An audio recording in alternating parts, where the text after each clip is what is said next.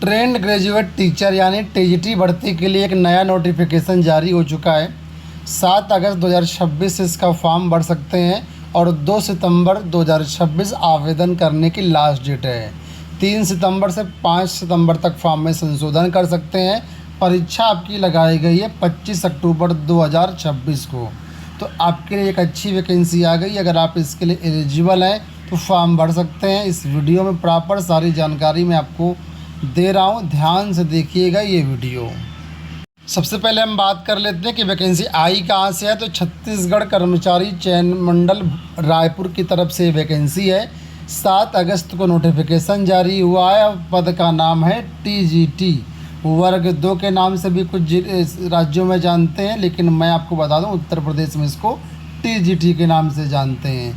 अब इसकी क्वालिफ़िकेशन क्या है, एलिजिबिलिटी क्राइटेरिया क्या है, एज लिमिट क्या है, कैसे आप फॉर्म भर पाएंगे, सारी जानकारी इस वीडियो में आपको मिलेगी। और अगर टाइम रहा तो लास्ट में आपको एग्ज़ाम पैटर्न और सिलेक्शन प्रोसेस भी बता दूंगा, तो ध्यान से देखना। एक एक स्टेप हम लोग आगे बढ़ते हैं। सबसे पहले समझते हैं परीक्षा शुल्क के बारे में। तो फीस यहाँ पर जो लगने वाली है, सामान्य वर्ग के लिए 350 रुपये है, ओबीसी के लिए 250 रुपये है, एससी एसटी और दिव्यांग छात्रों के लिए 200 रुपये है। तो ये आपकी फॉर्म भरने की फ़ीस हो गई। अब यहाँ पर कुछ और जानकारी है, वो देखते हैं। अब अगर हम पदों की संख्या की और विषयवार वैकेंसी की बात करते हैं तो यहाँ पर नीचे आप देखेंगे तो ये पूरा यहाँ पर इसका जो शेड्यूल है वो दिया गया है।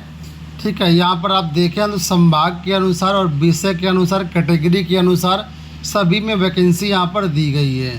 ठीक है, तो अलग अलग संभाग के अनुसार यहाँ पर वैकेंसी है। कुल मिलाकर के 1600 से ज़्यादा यहाँ पर टीजीटी की वैकेंसी आई हुई है। डिटेल जानकारी यहाँ पर आप लोग चेक कर सकते हैं कि आप कहाँ पर कितनी किस विषय में कैटेगरी वाइज वैकेंसी है।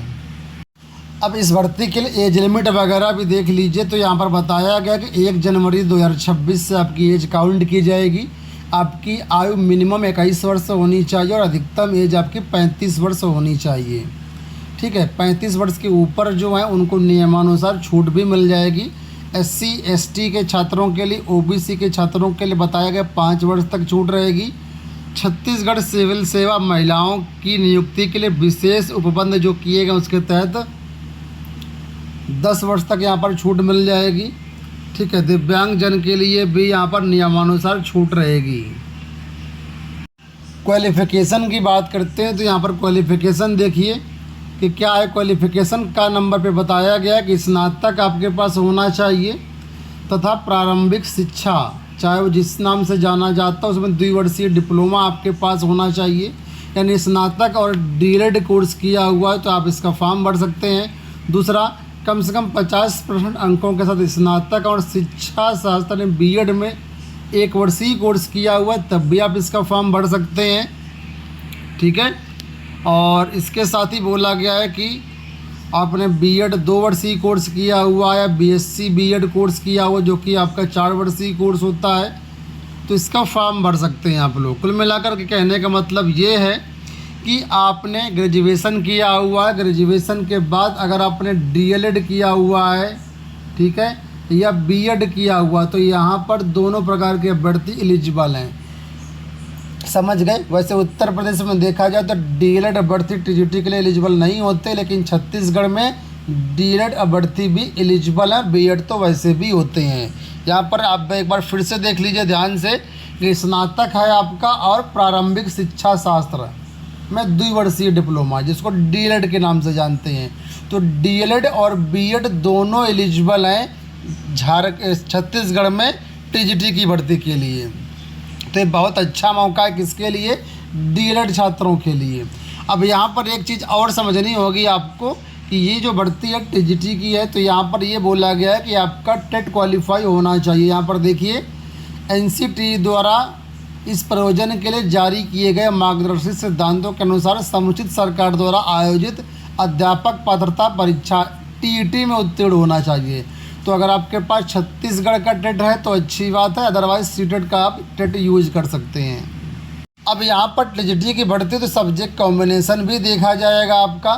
तो यहाँ पर अगर आप हिंदी के लिए आवेदन करना चाहेंगे तो हिंदी साहित्य अपने स्नातक में पढ़ा हो, संस्कृत के लिए संस्कृत साहित्य, अंग्रेजी के लिए अंग्रेजी साहित्य, गणित के लिए बोला गया है भौतिक, रसायन, इलेक्ट्रॉनिक्स, कंप्यूटर साइंस, सांख्यिकी, सैन्य विज्ञान, भूगर्भ विज्ञान, इनमें से कोई भी 2 विषय आपने पढ़ा है ग्रेजुएशन में। सामाजिक विज्ञान के लिए बोला गया है इतिहास, भूगोल, कॉमर्स, अर्थशास्त्र, राजनीति विज्ञान में कोई भी एक विषय। तो यहाँ जैसे उत्तर प्रदेश है और बाकी जगहों पर क्या होता है, स्नातक में 2 विषय देखे जाते हैं सोशल में, लेकिन यहाँ पर बोला है कोई भी एक विषय आपने किया हुआ है, चाहे इतिहास से, भूगोल से, कॉमर्स से, अर्थशास्त्र और राजनीति विज्ञान से, तो आप टीजीटी के लिए एलिजिबल हो जाते हैं। तो ये बहुत अच्छी बात, बहुत सारे अभ्यर्थी ऐसा जिनका कॉम्बिनेशन नहीं बनता है वह यहाँ पर सब एलिजिबल होंगे। ठीक है। अब देखिए ये जो वैकेंसी है इसमें आरक्षण का लाभ सिर्फ छत्तीसगढ़ के अभ्यर्थियों को ही मिलेगा, बाकी किसी को नहीं मिलेगा। जैसा कि मैंने वीडियो की शुरुआत में ही बताया था, इस भर्ती के लिए ऑलरेडी एग्ज़ाम डेट जारी की जा चुकी है, तो आपको अभी से अपनी तैयारी करनी पड़ेगी, तभी आप इसमें आप एलिजिबल हो पाओगे, तभी आप इसमें जो है क्वालिफाई कर पाओगे। अब यहाँ पर देखिए जो आपका सिलेबस रहने वाला है वो यहाँ पर आपको बताया गया है क्या क्या आपकी परीक्षा में आएगा। तो 100 नंबर के आपकी परीक्षा होगी, इसमें पार्ट ए होगा आपका अंग्रेजी से संबंधित 50 नंबर का, पार्ट बी होगा आपका educational psychology assessment and evaluation in the education pedagogy teaching aptitude, ये आपका 15 नंबर का। इसके बाद जनरल स्टडीज़ एंड लैंग्वेज, ये होगी 35 नंबर की। तो 100 नंबर का आपका पेपर होगा, इसी के आधार पर आपका यहाँ पर चयन होगा। तो ये चीज़ें आपको पढ़नी पड़ेंगी, आप इसकी बुक्स देख लेना। अब डिटेल्ड अगर सिलेबस देखना चाहेंगे तो यहाँ पर पार्ट अंग्रेजी में क्या क्या आएगा वो डिटेल्ड सिलेबस यहाँ दिया गया है। ठीक है, पार्ट 2 का डिटेल्ड सिलेबस है, पार्ट 3 का भी डिटेल्ड सिलेबस दिया गया है, तो इसको आप देख करके अच्छे से अपनी तैयारी कर सकते हो। इसी पीडीएफ में यहाँ पर नीचे आपको सब्जेक्ट वाइज सिलेबस भी मिल जाएगा, तो उसको भी यहाँ पर आप अपने विषय का सिलेबस देख करके अपनी तैयारी कर सकते हो। ठीक है, तो इसका फॉर्म भरने के लिए क्या किया जाए, तो यहाँ पर आप देख सकते हैं वेबसाइट है vyapamcg.cgstate.gov.in, ये 2 वेबसाइट दी गई हैं, आप दोनों वेबसाइट आप विजिट करके चेक कर सकते हो। यहाँ पर आपको आवेदन करने का लिंक मिल जाएगा, यहाँ से जा कर के आप आवेदन कर सकते हैं।